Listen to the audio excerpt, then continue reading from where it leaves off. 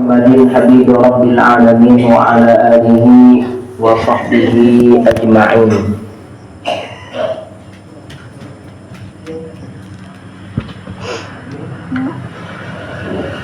أما بعد اللهم انفعنا ما علمتنا وعلمنا ما ينفعنا واجعل أعمالنا خالصة لوجهك الكريم برحمتك يا أرحم الراحمين. Amma ba'du, para jemaah rahimakumullah. Alhamdulillah, kita bersyukur kepada Allah malam ini masih diberikan sehat, masih diberikan sempat, masih diberikan ketetapan iman dan Islam di tahun yang berbeda dari kemarin, yaitu tahun 2025. Mudah-mudahan Allah Subhanahu wa taala memberkahi umur kita, memberkahi harta benda kita, memberkahi aktivitas kehidupan kita sehari-hari. Amin ya rabbal alamin. Bismillahirrahmanirrahim. Setelah tadi kita baca burdah, kita lanjutkan pembacaan kitab Khosaisul Ummatil Muhammadiyah, keistimewaan menjadi umat Nabi Muhammad sallallahu alaihi wasallam. Mudah-mudahan jadi ilmu yang barokah, ilmu yang manfaat dunia akhirat. Amin ya rabbal alamin. Fadlul buka min khasyatillah. Keistimewaan menangis min khasyatillahi, sebab takut kepada Allah Subhanahu wa taala. Wa min syarafi hadhil ummatil muhammadiyah, dan sebagian daripada kemuliaan umat ini maksudnya adalah umat Nabi Muhammad sallallahu alaihi wasallam. Maja'a, adanya sesuatu berita, fi fadlil bukai, di dalam keutamaan menangis, min khasyatillahi, sebab takut kepada Allah. Waqad akhbara Rasulullah sallallahu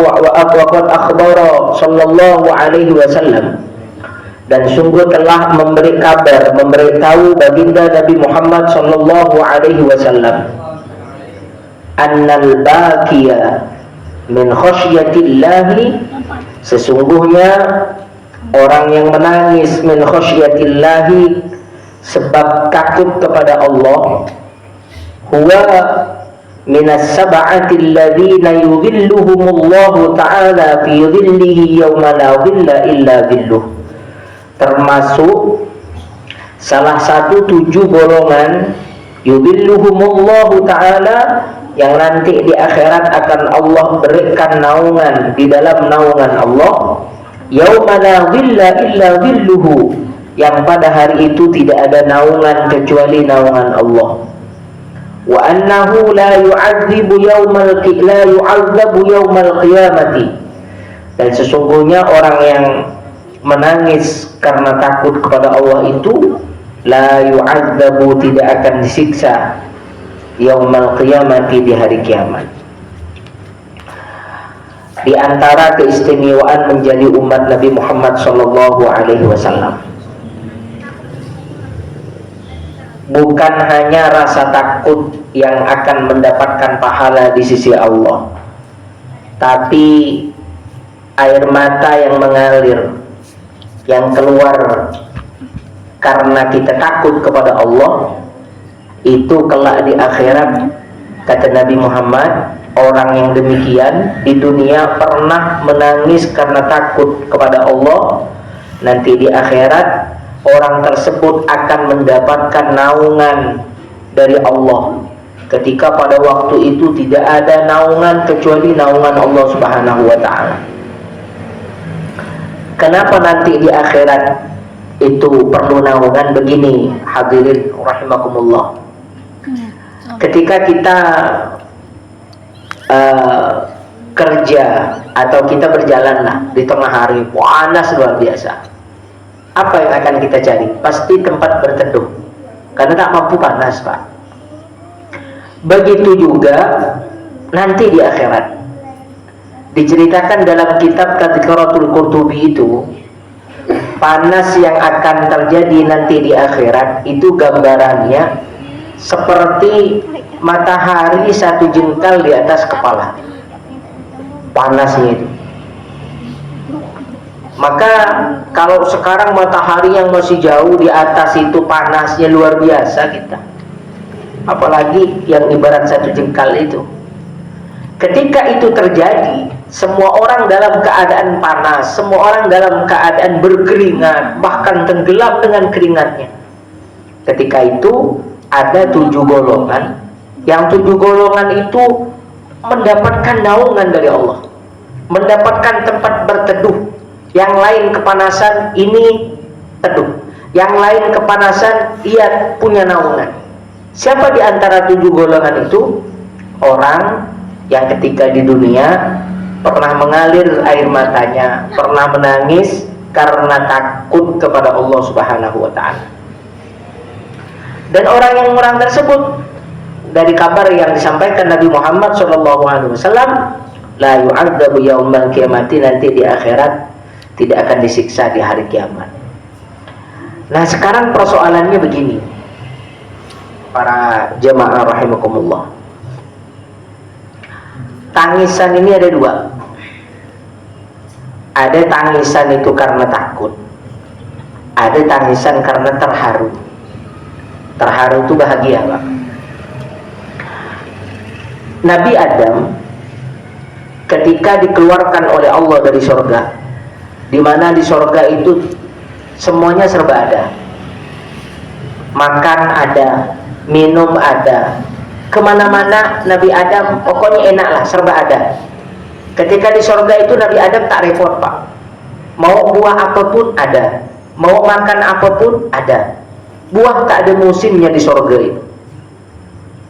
Kalau kita dunia kan ada musimnya, Pak. Surga tak ada musimnya. Nah, ketika Nabi Adam dikeluarkan oleh Allah dari surga itu sedih Nabi Adam. Bahkan Nabi Adam itu menangis tak henti-hentinya setiap hari sambil mengucapkan kalimat yang diajarkan Allah, Rabbana zalamna anfusana wa illam taghfir lana wa tarhamna lanakunanna minal khasirin. Kenapa Nabi Adam menangis luar biasa? Bahkan dikatakan para ulama, seandainya tangisan seluruh manusia di muka bumi ini itu dikumpulkan semuanya, jadi manusia di seluruh bumi ini, Pak, tangisannya dikumpulkan semuanya, lalu dibandingkan dengan tangisannya Nabi Adam, lebih banyak tangisan Nabi Adam apa lebih banyak tangisan seluruh umat manusia? Kata para ulama, lebih banyak tangisannya Nabi Adam. Saking Nabi Adam itu takut kepada Allah Subhanahu wa ta'ala. Kenapa Nabi Adam itu takut? Apakah Allah itu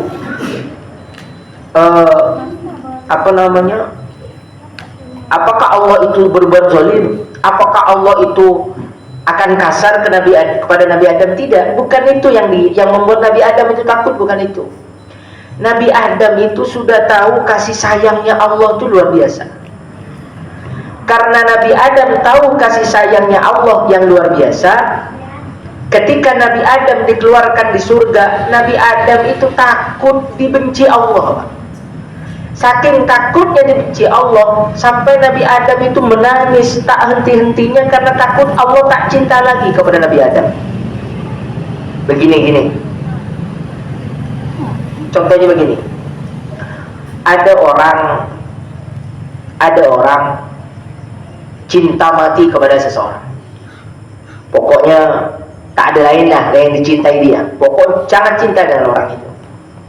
Kemudian orang yang dicintai itu bangga kepada dia. Suatu saat orang tersebut melakukan hal yang salah sehingga membuat orang yang dicintai itu benci, Pak. Apa yang akan terjadi kepada orang yang dulunya dicintai, kemudian dia merasakan nikmatnya cinta, kemudian orang tersebut dibenci oleh orang yang dicintai? Wah, itu sedihnya itu luar biasa. Bahkan dia akan berjuang dengan sekuat tenaga supaya dia bisa dicintai lagi. Itu yang dialami oleh Nabi Adam. Ketika Nabi Adam diciptakan oleh Allah, dicintai oleh Allah. Buktinya dijadikan khalifah fil ardi. Nabi Adam diajarkan ilmu yang tidak Allah ajarkan kepada para malaikat dan kepada makhluk-makhluk yang lain. Yang diajarkan cuma Nabi Adam. Nabi Adam sudah tahu cintanya Allah. Nabi Adam sudah tahu kasih sayangnya Allah. Lalu kemudian Nabi Adam diusir oleh Allah dari surga. Nabi Adam menangis karena takut tidak dicintai lagi oleh Allah. Itu yang disebut nangis karena takut kepada Allah Subhanahu wa taala. Bukan berarti nangis takut bukan seperti kita nangis takut dengan orang, bukan begitu. Karena kita udah tahu kasih sayangnya, lalu kemudian kita dimurkai atau dibenci. Atau begini, yang contoh lain lah. Kita masing-masing memiliki istri. Dan kita itu sangat mencintai istri kita. Dan kita sudah merasakan nikmat dicintai itu, sudah merasakan. Dan bagi kita, istri kita itu orang yang luar biasa. Kita mungkin tidak akan pernah menemukan sosok manusia yang bisa mengerti kepada kita seperti istri kita mengerti kita. Lalu suatu saat kita melakukan kesalahan yang membuat dia benci kepada kita. Pokoknya benci lah dengan kita. Nah, kita nih yang udah merasa salah dan sadar akan kesalahan, kemudian orang yang dulunya cinta kepada kita sekarang benci, apa yang akan kita lakukan? Ya, pasti sedih gitu, Pak. Dan kita akan berupaya meminta kesempatan, memohon maaf, bersimpu di depannya supaya dia bisa memaafkan lagi. Nah, tangisan yang seperti itu adalah tangisan karena takut dibenci. Itu yang dimaksud menangis karena takut kepada Allah, menangis karena takut dimurkai oleh Allah Subhanahu wa taala. Nabi Adam, Nabi Daud itu Allah karuniakan kehebatan yang luar biasa. Bahkan seorang raja Bani Israel yang melahirkan raja, yaitu Nabi Sulaiman. Beliau itu disebutkan dalam sejarah istrinya itu 100, Pak. Karena memang syariat yang diikuti syariatnya Nabi Musa. Ketika beliau punya istri 99, tapi ini bukan syariat kita, Pak, ya, bukan syariat Nabi Muhammad. Jadi jangan Bapak berdalih nak ikut Nabi lalu ikut Nabi Daud. Salah itu dalilnya. Kalau nak ikut Nabi Muhammad, karena syariatnya udah beda. Ini sekedar riwayat aja. Nah, Nabi Daud itu suatu saat datang ke rumah panglima perangnya, Pak. Ketika datang ke rumah panglima perangnya, yang menyuguhi makanan dan minuman itu istri panglimanya. Nabi Daud itu kan manusia. Karena manusia punya rasa suka itu biasa, Pak. Tanpa entah bagaimana, Nabi Daud itu dalam hatinya punya rasa tertarik dengan istri panglima perangnya itu. Tapi tertarik itu kan tidak berdosa. Yang berdosa itu kan kalau sampai melakukan hal-hal yang dilarang Allah. Akhirnya Nabi Daud itu pulang. Setelah pulang, ada darurat perang. Panglima perangnya diperintah oleh Nabi Daud untuk menuju ke medan perang memimpin tentara. Sampai di medan perang, si panglima tadi ini terbunuh. Berarti otomatis istri panglima dulu itu kan janda, Pak. Nah, lama-kelamaan sesuai dengan waktu yang sudah ditentukan dalam syariat itu, dinikahilah oleh Nabi Daud istri panglima yang sudah terbunuh. Nah, suatu saat ketika Nabi Daud beribadah di tempat khususnya, dijaga oleh pengawalnya, tahu-tahu ada 2 orang merobos masuk. Itu disebut dalam Quran. 2 orang ini membuat Nabi Daud kaget. Kata Nabi Daud, kalian berdua masuk dari mana? Padahal di depan sudah ada pengawal saya menjaga tempat ini, tempat saya beribadah, tempat khalwatnya beribadah dalam keadaan sendiri, khusus gitu Pak. Kamu masuk dari mana? Kata dua orang ini, wahai Nabi Allah Daud, wahai Raja, engkau tak perlu tahu kami masuk dari mana. Cuman kami ini punya persoalan yang mesti Raja putuskan. Persoalan apa? Kami bertikai tentang seekor kambing. Maksudnya bagaimana? Begini Raja, saya ini punya kambing 1 ekor.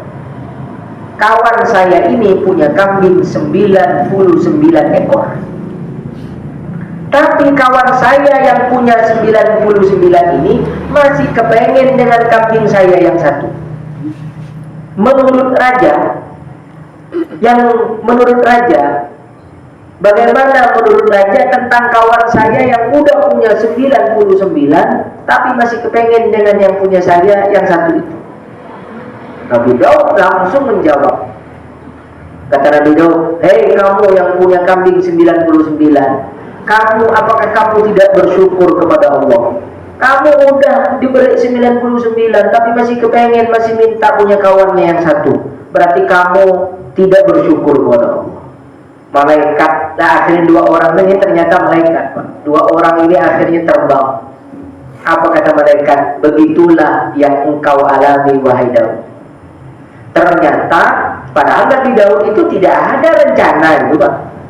Jadi Nabi Daud memberangkatkan panglima perangnya menuju perang itu tidak ada rencana supaya dia terbunuh kemudian istrinya mau dinikahi, tidak ada. Tapi bagi para nabi itu dianggap sebuah kesalahan. Akhirnya Nabi Daud 1 bulan tidak keluar dari mihrabnya itu, menangis sejadi-jadinya, bersujud kepada Allah sambil menangis. Saking luar biasanya tangisannya Nabi Daud, sampai tangisan itu Pak, aliran tangisan itu ditumbuhi rerumputan. Luar biasanya tangisan Nabi Daud. Itu namanya al-buka min khosyatillah, nangis karena takut dibenci Allah Subhanahu wa ta'ala. Pertanyaan selanjutnya, lalu sekarang pertanyaannya, bagaimana caranya kita supaya bisa merasakan atau mengalami menangis karena takut dibenci Allah Subhanahu wa ta'ala? Itu caranya Pak, mesti kita cinta dulu kepada Allah. Cinta dulu. Kalau kita tidak cinta kepada Allah, susah. Kalau ingin cinta kepada Allah, Nabi Muhammad mengajarkan kepada kita caranya itu. Gimana caranya? Ingat nikmat yang telah Allah berikan.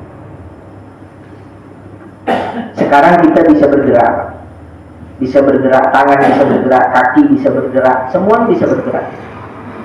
Siapa yang memberi sehat itu? Allah. Sehingga Bapak bisa beraktivitas. Bapak bisa bayangkan tidak bagaimana tersiksanya orang yang terkena stroke itu, yang tak bisa ngapa-ngapa, jangankan berbicara, senyum aja susah. Kemudian apa yang ditimpakan orang itu Allah berikan kepada kita. Ketika Allah memberikan kita sehat, kita akan sadar sayangnya Allah kepada kita. 1. Kedua, malam ini kita bisa duduk di majelis ilmu ini. Apakah ini terjadi atas kekuatan kita dan kehebatan kita? Oh, bukan. Demi Allah bukan. Ini asli bentuk kasih sayang Allah. Coba seandainya, padahal Allah bisa Pak. Allah Subhanahu wa ta'ala sangat bisa menjadikan misalnya kita na'udzubillah malam ini berada di tempat diskotik dalam keadaan bermaksiat kepada Allah, dalam keadaan mabuk-mabukan dan lain sebagainya. Itu sangat bisa. Tapi Allah tidak menghendaki itu kepada kita. Yang dikehendaki itu orang lain, bukan kita. Nah, Berarti kan Allah tuh luar biasa gitu. Dengan kita ini luar biasa. Tak usah kalau lagi ini sering-seringlah melihat, kalau kita pengen tahu nikmatnya Allah yang luar biasa itu, sering-seringlah melihat orang yang tidak diberikan nikmat sebagaimana Allah memberikan nikmat itu kepada kita.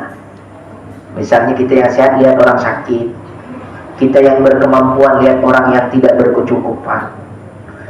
Di situ akan tumbuh rasa cinta dan kagum kepada Allah Subhanahu wa taala. Padahal kita sadar, Pak. Di mana sadarnya? Perintah Allah tuh tak sempurna kita kerjakan. Perintah Allah tuh tidak sempurna kita kerjakan, tapi nikmatnya selalu diberikan kepada kita. Kita pikir sholat, bagaimana kita kerjakan sholat? Sempurna? Tak sempurna, Pak.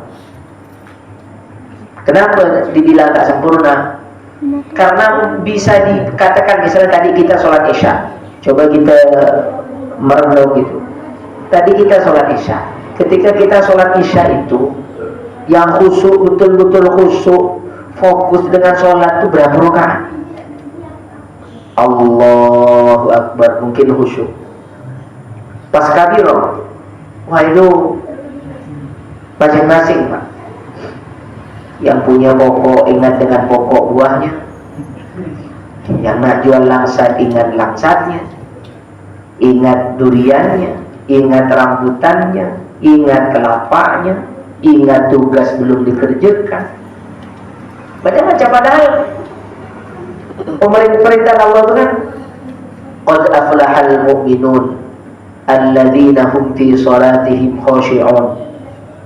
Khusyuk itu maksudnya fokus, Pak. Kalau ada yang terlintas, Bapak fokuskan lagi. Itu khusyuk. Jadi bukan tidak ingat apa-apa khusyuknya.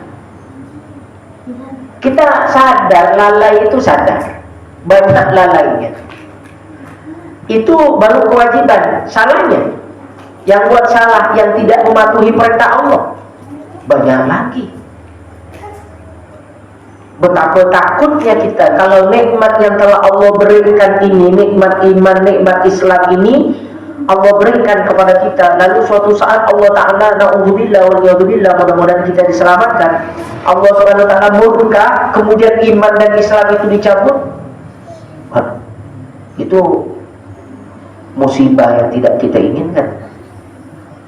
Itu yang kita takutkan. Jadi kita udah tahu betapa luar biasanya Allah. Ketika kita tahu betapa luar biasanya Allah dan sayangnya Allah kepada kita, maka di situ kita akan takut dibenci Allah Subhanahu wa ta'ala.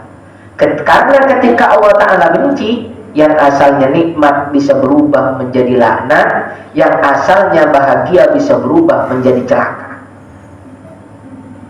Coba Fir'aun, Qarun itu, Pak, sebelum dia kaya dulu, itu adalah orang yang dicintai Allah. Qarun itu punya ilmu sama sepertinya ilmu Nabi Musa, cuman dia tak punya, cuman Qarun itu tak jadi nabi aja. Qarun itu, Pak, hafal kitab Taurat. Ibarat kita sekarang tuh hafal kitab Quran. Qarun itu dicintai Allah, tapi kemudian dia menjadi orang yang dibenci Allah. Ketika dibenci oleh Allah, dicabut. Bukan hanya nyawanya dicabut oleh Allah, tapi imannya juga dicabut oleh Allah. Jadi orang yang ditakuti itu takut dicabut kenikmatan-kenikmatan yang telah Allah diberikan kepada kita, yang belum tentu Allah berikan kepada orang lain. Mudah-mudahan iman dan Islam ini tetap melekat dalam diri kita. Alhamdulillah. Jadi kalau urusan kita dengan Allah ini bukan urusan main-main, bukan urusan main-main. Kita ini pokoknya istighfar lah, banyak minta ampun gitu bahasanya. Karena memang banyak salah. Takut ada dari kesalahan yang kita buat itu membuat Allah Ta'ala tak suka dengan kita. Kalau Allah tak suka dengan kita, oh itu bahaya. Nak tinggal di mana kita? Karena kalau Allah Ta'ala sudah tak suka, langit tak suka, air tak suka, tanah tak suka, sedangkan kita mati nak kembali ke tanah. Tanah itu dah dendam memang dengan orang-orang yang dibenci Allah. Tunggu, kata tanah. Iya, waktu hidup kamu berbuat begini seenaknya melanggar perintah Allah, aku tunggu kamu mati.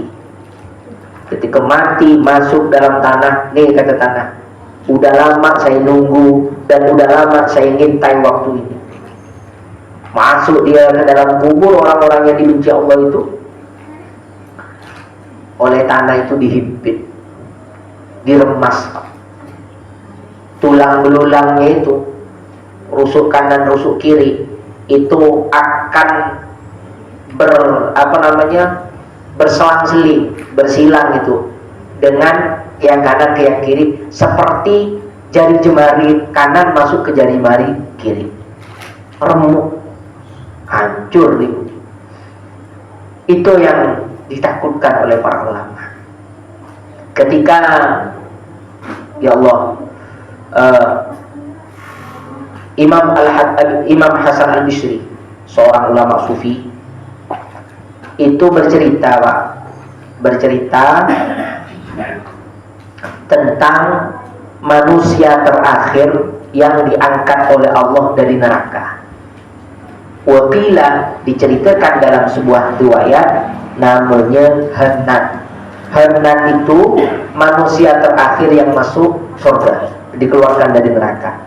Kalau dia sudah dikeluarkan dari neraka, maka neraka itu ditutup. Tak ada lagi yang keluar dari neraka, dan tak ada lagi yang masuk ke surga. Surga ditutup. Itu yang disebut khalidina fiha abada, yang di surga kekal selamanya, yang di neraka kekal selamanya. Imam Hasan Al-Bisri ketika baca cerita itu, nangisnya luar biasa. Ditanya oleh muridnya, ya Syekh, kenapa engkau menangis? Kata Imam Hasan Al-Bisri, wahai muridku, saya menangis itu saya membayangkan, aku membayangkan, seandainya orang ini yang terakhir masuk surga ini dikeluarkan dari neraka, surga ditutup, neraka ditutup, dan saya ada di dalamnya, mau kemana saya? Kata Imam Hasan Al-Bisri. Jadi tak ada jalan lain untuk merayu Allah. Kalau untuk kita, Pak, tak ada jalan lain untuk merayu Allah kecuali kita sering-sering meminta ampun dan meminta maaf kepada Allah. Karena Allah Ta'ala itu rahim, Pak, penyayang. Yang penting kita ngaku Allah Ta'ala itu beri maaf. Yang paling tak suka itu Allah ke orang sombong. Orang sombong itu udah dia salah, udah dia berbuat salah, tapi tak mau sadar dengan kesalahan, tak mau ngaku gitu. Itu Allah tak suka, sangat benci. Al-kibriya uridai, kata Allah. Sombong itu selendang. Yang boleh sombong itu cuma Allah, yang lain tak boleh. Jadi kalau kita berbuat salah kemudian kita ngaku, maka insya Allah diampuni Allah Subhanahu wa Ta'ala.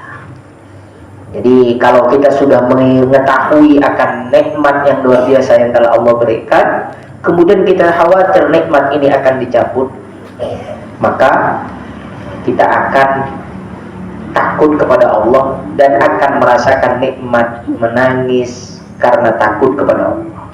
Sama dengan begini, Pak. Bapak kerja di sebuah perusahaan, gajinya sekian, 10 juta sebulan. Lalu bosnya datang, 2 hari lagi kamu akan aku pecat. Nah, macam mana kira kaget nih? Kaget nih, bukan main itu. Nak makan apa anak bini saya? Nah, bagaimana dengan angsuran yang belum selesai? Oh, banyak ini, bisa stres itu. Itu baru gaji, baru pekerjaan. Seandainya kita ketemu malaikat Jibril yang diutus oleh Allah, lalu Jibril bilang kepada kita, na'udzubillah wal iyadzubillah, kamu karena sering berbuat salah kepada Allah, nikmatmu akan Allah cabut, sehatmu Allah cabut, kayamu Allah cabut, kesempatanmu Allah cabut. Apa yang akan kita lakukan? Aduh, lebih sakit daripada tadi dipecat oleh bos itu, Pak. Kalau dipecat oleh bos, badan masih sehat, bisa cari kerja lain. Kalau badan udah tak sehat, kesempatan udah dicabut, nikmatnya udah dicabut, mau kemana? Seharusnya kita lebih takut kepada Allah Subhanahu wa Ta'ala. Nah itu, ini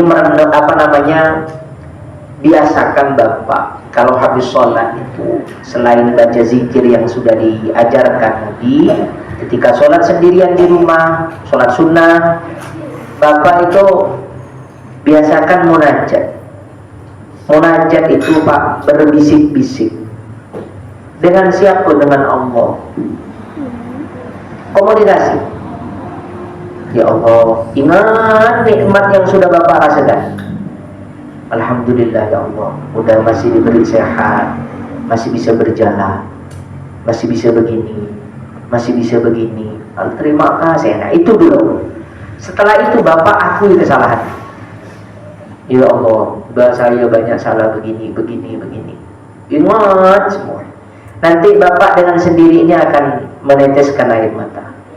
Dan tetesan air mata Bapak itu akan menjadi saksi nanti di akhirat bahwa Bapak pernah menangis karena takut kepada Allah Subhanahu wa Ta'ala. Nanti itu Pak, akan ada riwayat dalam kitab. Ada orang udah mau dilemparkan ke dalam api neraka. Cuman Allah pengen, bukan Allah tak tahu, tapi Allah meminta kepada malaikat supaya didatangkan saksi. Malaikat, kalau betul orang ini adalah orang yang ahli neraka, banyak dosanya ketika hidup di dunia, datangkan saksinya. Siapa saksinya itu Pak? Anggota tubuh. Ditanya oleh malaikat, kaki kita nih, kan mulut terkunci, tangan berbicara, mulut jadi saksi, kaki jadi saksi. Kata dalam surah Yasin, kaki, kata malaikat, betul orang ini orang banyak dosanya? Kaki jawab, betul. Kami sering dibawa ke tempat-tempat yang tak bagus, tempat-tempat yang maksiat. Satu. Tangan, betulkah orang ini adalah ahli maksiat? Betul. Kami biasa dipergunakan untuk melakukan hal-hal yang dilarang, yang maksiat. Mata, ditanyakan. Saksi mata begitu. Telinga, mulut, semuanya menyaksikan orang ini adalah orang jelek di hadapan Allah. Tapi ketika semua anggota itu menyaksikan bahwa orang ini adalah orang yang ahli maksiat, tahu-tahu bulu mata dan ngusul Pak. Bulu mata ngusul. Kata bulu mata, wahai Allah, saya juga bersaksi bahwa orang ini memang banyak kesalahan kepadamu. Saya bersaksi.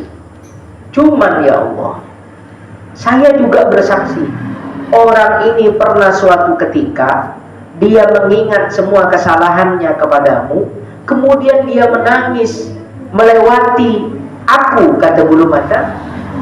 Dia menangis karena dia takut kepadamu. Apa kata Allah? Birahmati adkhilhul jannah, dengan rahmatku masukkanlah orang ini, masukkanlah dia ke dalam surga. Wah itu renungan. Maka biasakan. Maka para ulama itu Pak, meskipun dia sering tertawa, tapi kalau dalam keadaan sendiri dia sering menangis. Kenapa? Takut apa? Takut dicabut nikmat ilmunya, nikmat imannya itu. Takut.